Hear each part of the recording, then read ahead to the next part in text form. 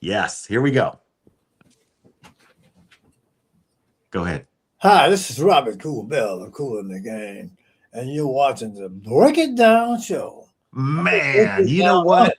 I think I've had the pleasure of so many of my heroes being on this show, but man, today takes the cake.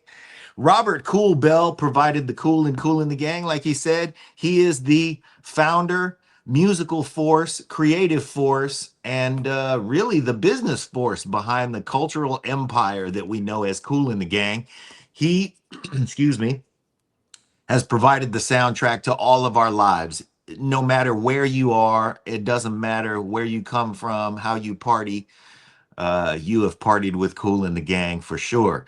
Kool and the Gang, along with providing us with so many anthems for the party, you have also given us, I think, more samples in hip hop than any other group. Of course, you know, George Clinton might have an argument about that, and James Brown might have an argument about that, but she whiz, man. So much of the party belongs to the fiber and the funk of Robert Cool Bell and Kool and the Gang. Thank you for joining us today. Thanks for having me. You know, I could give a history lesson on Kool and the Gang, but I want to shorten it because I know you don't have all the time in the world, and I want to get to the important stuff. What you're doing currently, because you've had such a long and illustrious career, but you're still doing important things now. And I've seen you many, many times. Most recently, I think the most recent thing that I saw was well, you know, you're always touring with other legacy acts, doing funk festivals and whatnot. But I also saw you with, and I know you did more than 50 shows with Van Halen. Yes, we did. Yeah. How did that hook up? Well, I mean, our agent got the call, Hmm. and it was David Lee Roth coming back to the band. And, he said, "Hey, I want Kool the Gang." So Really? yeah, so I guess Eddie and Alex said, "What?" He said, And they "I want Kool the Gang." He said, "Y'all want me back? I'll bring the gang with me."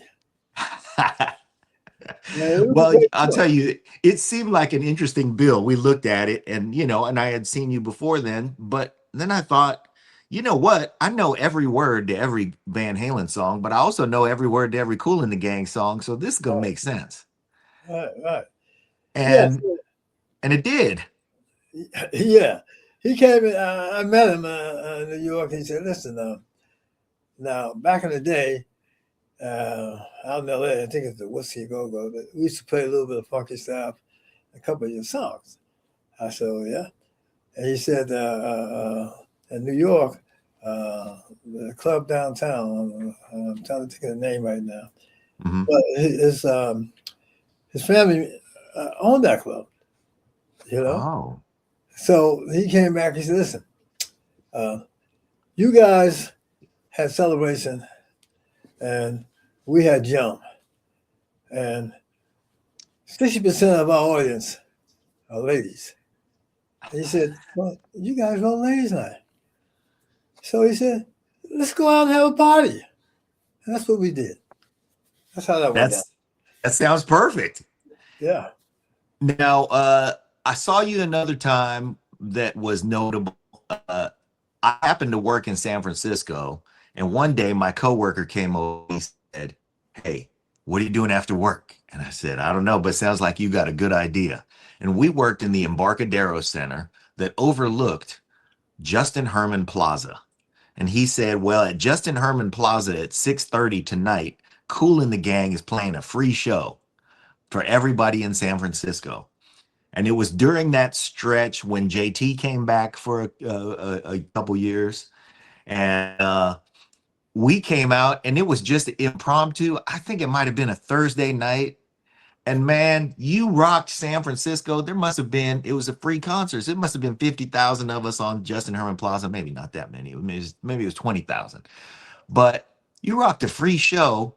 And it was just that lasted for the next, I'd say about 10 days. All we talked about at work was Kool and the Gang showed up and rocked out San Francisco. Do you remember that show at all? Kind of. So it was. You said when JT came back Yeah. for the second run. Yep. Yeah, yeah, Yeah. we did. Kind of remember that show. Okay. One I do remember, Well, we just did bottle rock. 50,000 yeah. people. We just rocked bottle rock. Man, I'm happy to see how great you look. I know you guys have lost a few members, including your brother Ronald pretty recently.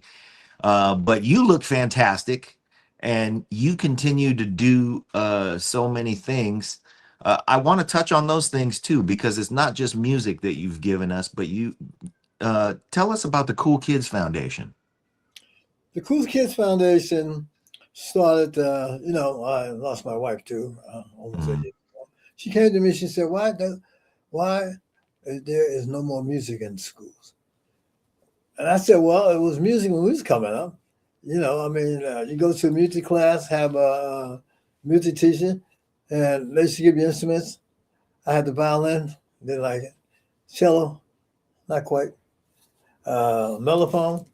I said, man, that's like a French horn. I don't want to bust my lip up trying to play that thing." But anyway, I ended up being on the bass guitar. But the thing about it is that I'm going to Thank work on, goodness. Uh-huh. work on that and getting back music back in the schools. And that's what we came up with the Cool Kids Foundation. Now, we did a tour with Cherry Coke. And Cherry Coke, about 35 cities. And the whole thing was called "It's Cool to Stay in School." And they would meet us for meet and greets, but they had to have good records. They had to make sure that I wasn't playing hooky from school. All that kind of good stuff. But what happened was this group came out, and I'm heading to the city again tomorrow, Tulsa, Oklahoma. They came up and said, "Listen, we're doing good in school." And they said, "We want to sing a song for you." And I said, "Okay, what?" They had 3 original songs. They did it a cappella. Okay. And we said, "You guys sound great." So we sent them to New York. Both my cousins were working for me. And they went into the studio with my cousin's name was Royal. And they came up with an album. And they said, "Well, we don't have a name for this album."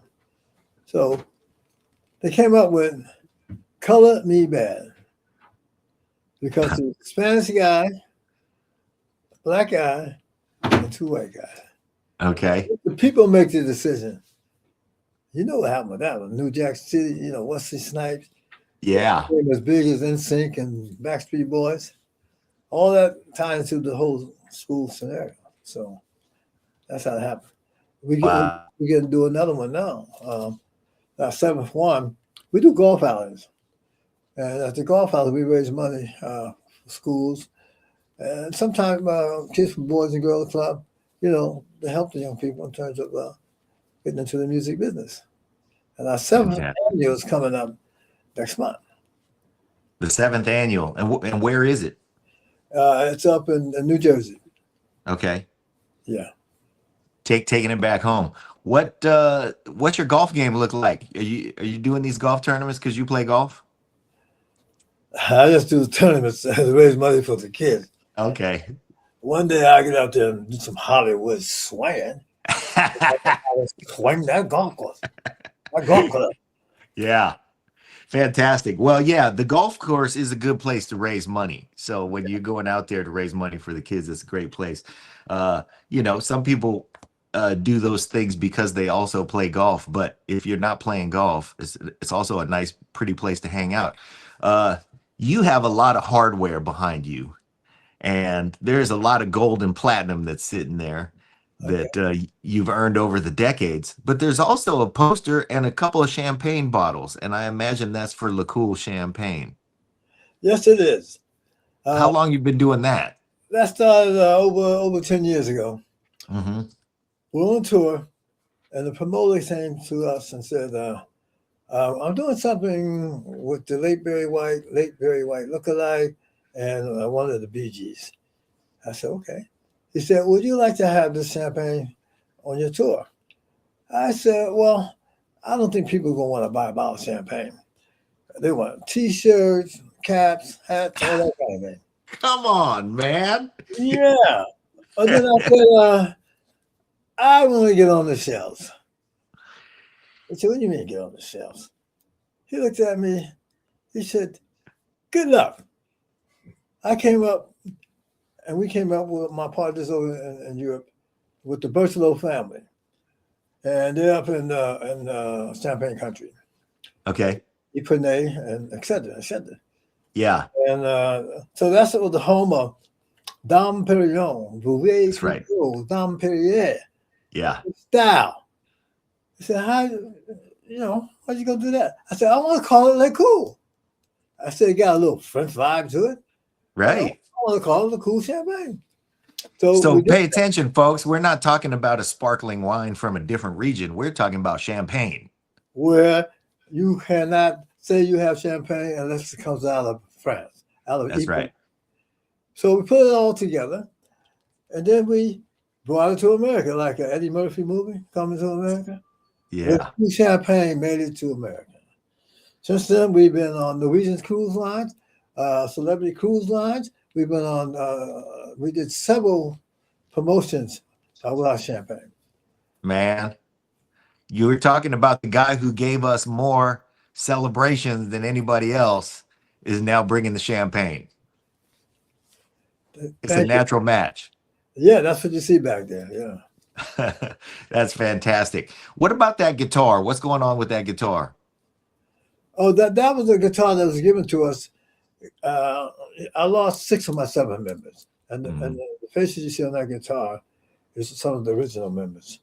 And that was a special gift to us. You know, so it's a part of letting people know, what we did and how we did it. Yeah, and there's a 50 on there, so I imagine it was to celebrate the 50th anniversary of the band. Actually, really, we started in 1964. 64, yeah. So what we're getting ready to do now, next month, the 57th celebration of Kool the Gang. Our first album was recorded in 1969. It was called Kool the Gang. The single was called Kool the Gang. And that's what you see there, 57 years. Coming up July 3rd. Wow, July 3rd. You were an instrumental band back then, and you spent a lot of time in the lab making music that was just music. And I think that sets you apart from a lot of other bands because, by the time you had a record company lean on you to say, hey, let's get some vocals in here. We need to see more vocals so we can get you guys some singles. You already had a rich musical tapestry to put vocals on top of. Do you think that bands nowadays that start off with a singer who, walks into the studio and gets some machines to make some music, they're losing some richness in that process, are they not? Well, I mean, in the 70s, we did Kool the Gang style singing. When you do funky stuff or jungle boogie or Hollywood swinging, which was big records for us, And then we did Summer Madness. Will Smith around called it Summertime. Double platinum. I went on to be a movie star. You had but on tour with a guy who was a promoter named Dick Griffey, Shalimar, all the various acts. Dick Griffey, yeah. So we're on tour with the Jackson. So Dick comes to us and said, listen, so you guys doing pretty good. He said, you need a lead singer. So we said, what? So you need a lead singer. And we thought about it. You had Lionel Richie, Commodores. Yeah. We had Maurice White and Philip Bailey, Earth, Wind and Fire. So we said, maybe it's time to get a lead singer. And that's what we did. My wife and I was hanging out in New York, Studio 54, and also Regimes, the hot spots during that time. So I come back to the studio. I said, listen, I got an idea. He said, what? He said, I said to them, I got a title called Ladies Night. And my brother said, Wow, ladies' night. It's one of those all over the world. Everybody got a ladies' night. And George Brown was working on it, the track. So we end up doing ladies' night. The record went #1. We Hmm. got 2 American Music Awards, you know, and Michael Jackson was at one of them who's performing at that time. And my brother said at the end of that song, "This is your night tonight. Come on, let's celebrate." He said, "That's another song." You got a twofer. Yeah, we didn't know that celebration was gonna be bigger than Ladies Night. Come on. I mean, because a lot of other groups did the songs Yeah, called Celebration. You know, Three Dogs Night and all the different. Even Madonna had a celebration, but we that's didn't right. know that record was going to be what it become. You know, they played it in the space station about a year ago. Come Astronauts sing, on. "Let's all celebrate."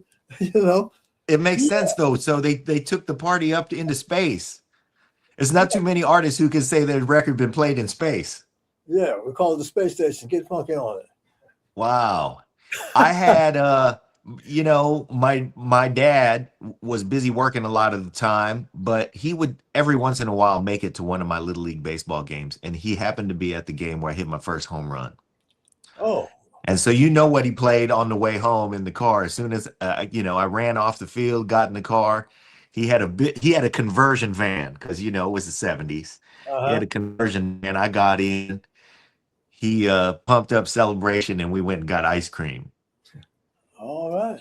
And I would say that you have punctuated some of the best memories in practically everybody's life with that song. Yeah, yeah. Celebration. We You couldn't reduplicate Celebration.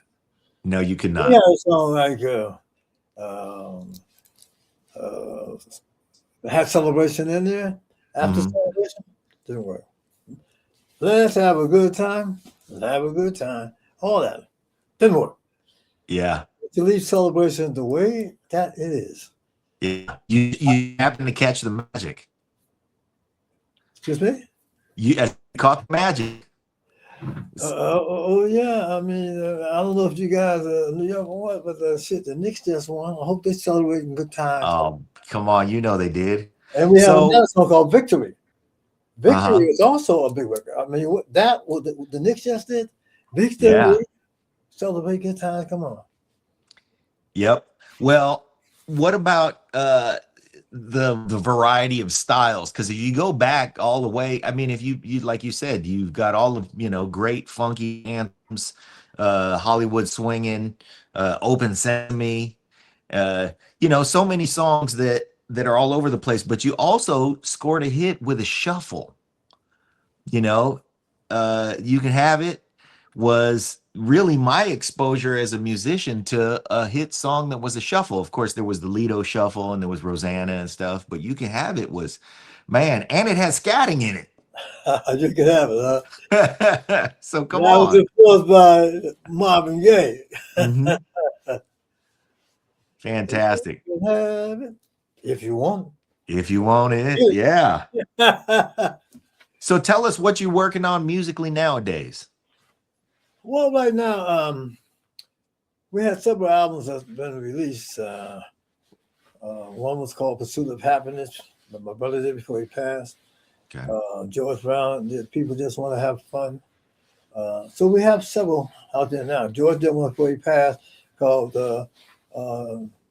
"Jazz in Paris." It's the jazz album. Wow. So in terms of anything new right now, a lot of guys come up, with the band because I still got a lot of guys that's still with me Yeah. since my original members passed. So we might have something else coming up with. Right now, I'm like summer's coming, Yeah. summer madness. Yeah. If it gets too hot, have you a nice cold glass of a cool champagne. Uh-huh. Le Cool And I got a Champagne. coconut water also. What's that? I got a coconut water called Kool King Coconut Water. Cool King Coconut Water. And it All comes right. from Sri Lanka. From Sri Lanka. Wow. Yeah. Man, you guys have been all around the world and you're catching all of these things from the various parts that you visited. Yeah. Where is home nowadays? Are you in New Jersey? I still have the main home is in New Jersey. I've been there for almost 40 years. Yeah. And I also have a home down here. I was in Maitland for a minute. Now I'm in Heathrow. Okay. Terrific. Well, we want you to have continuing success for as long as you continue to feel like doing it, because it seems like you keep turning audiences on. And you just came from Bottle Rock, which was really just like the last weekend or the weekend before last. Yeah. So you are playing to huge houses everywhere you go, year after year after year, and people continue to respond. Do you have any plans to hang it up anytime soon and take it easy, or are you just going to be on the road until the road says you're done? I think I got another 5 years. I'm 75. I'll be 76 this year. Okay. We're already doing 16 shows in July, August in Europe. We're playing places like Sydney. Yeah, we're playing some interesting places, Palermo, the Italian way. Hey, hey, hey. That sounds terrific. Palermo is going to love you. But yeah, we're good. We're gonna be working down. You never know. I mean, and hopefully they target 85, keep the funk alive, get Kool alive too. Shoot, people pass. That's right. Right. Keep Kool alive too. Well, hey, I know you got a heart out, so I will say this, man. I have loved your music all my life, because you started, your first album came out in July of 69 and came out in November of 69. So you have been there for the entirety of my life. My dad was a sax player. He still picks it up every now and again, but not quite as frequently. So I grew up around great sessions and Kool the Gang. Where you What's from? that? What's your I'm in the Bay Area, but originally from Guam. Oh, you're on the West Coast. Okay. Yeah. And so, we had bands out here like Tower of Power, but Kool the Gang was always at the front of the record stack. So, all my life, and I could, confidently speak for most of my generation and the generation before me and the one after me too. Okay. That you provided all this great music. So thank you. Thank you. And I will say also that, whenever you're coming around here, we will come see you and we will come promote whatever you're doing. And if there's anything, and I'll get with Tony, if there's anything ever I can do when you're coming around the neighborhood, I'm in. I'm 100% in. I'll man the Kool champagne booth. Okay. Well, thank you, man. Thank you very much. Okay, take care now. All right, you too. Bye-bye.